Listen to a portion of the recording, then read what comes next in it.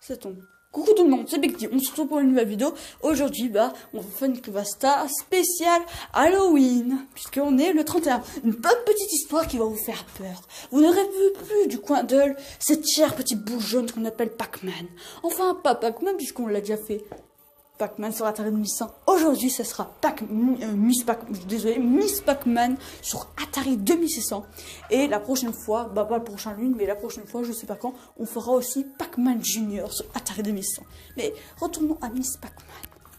Un jour, dans un vide-grenier, je trouva une copie de Miss Pac-Man d'un mec. Il me la vend. Je l'ai eu à peine pour 1 euro. Boîte neuve. J'ai déballé le jeu ne semblait pas bizarre, mais je sentais une étrange sensation. Une sensation qui me rappelait quand j'ai vu mon tout premier Pac-Man, la Creepypasta précédente que je vous avais compté.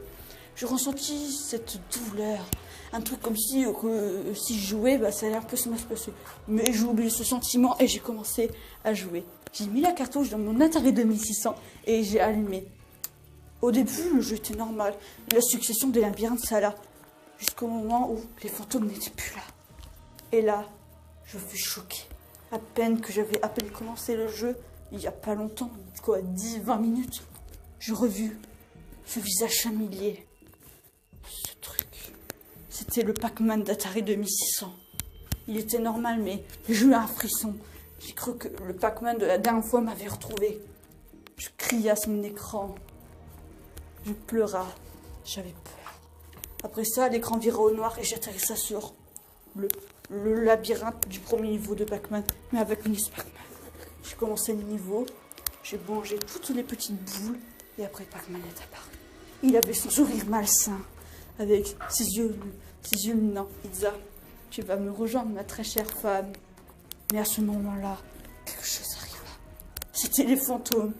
Itza, non, mon cher Pac-Man, c'est toi qui vas aller me rejoindre. Comment? Mais je vous avais tué. Qu'est-ce que vous faites là? La mort nous a rendus plus forts que jamais.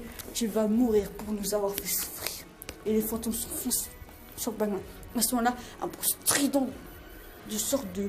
On dirait qu'un mec aurait gueulé son Atari 2600. Enfin, c'était dégueulasse. Et Pac-Man se faisait son émulation mort jusqu'au moment où il se coupa carrément en deux. Et là... les fantômes disaient, toi aussi tu ne t'en sortiras pas. Et là j'atterrissais sur une pauvre ligne droite, où les fantômes me suivaient. J'avançais très vite avec mon joystick. J'essayais de les pourchasser, je pris une pâte de gomme et j'allais manger. Mais au moment où je les ai mangés, rien à faire. Je suis passé à travers d'eux et disaient, ton pouvoir ne marche plus sur nous. Et ils foncèrent sur Miss Pac-Man et la coupèrent en deux. À la fin je voyais Pac-Man. Je voyais une démo de Miss Pac-Man où elle n'avait plus le haut de son corps. Avec les fantômes. Ils avaient leurs yeux noirs malsains et cette bouche. Ça m'avait tétanisé. J'avais enlevé la cartouche et je l'avais jetée à la poubelle. Depuis ce jour, je sentais que les cartouches Pac-Man ne me faisaient plus confiance. Et j'espérais ne plus revoir plus jamais une de ces cartouches. Plus jamais. Voilà, c'est la fin de cette Creepypasta. J'espère qu'elle vous aura plu. Désolé pour ces petits moments d'hésitation. J'espère qu'ils ne vous auront pas gêné. Bref, mettez des likes, des commentaires, abonnez-vous. Allez, au revoir YouTube et au revoir tout le monde.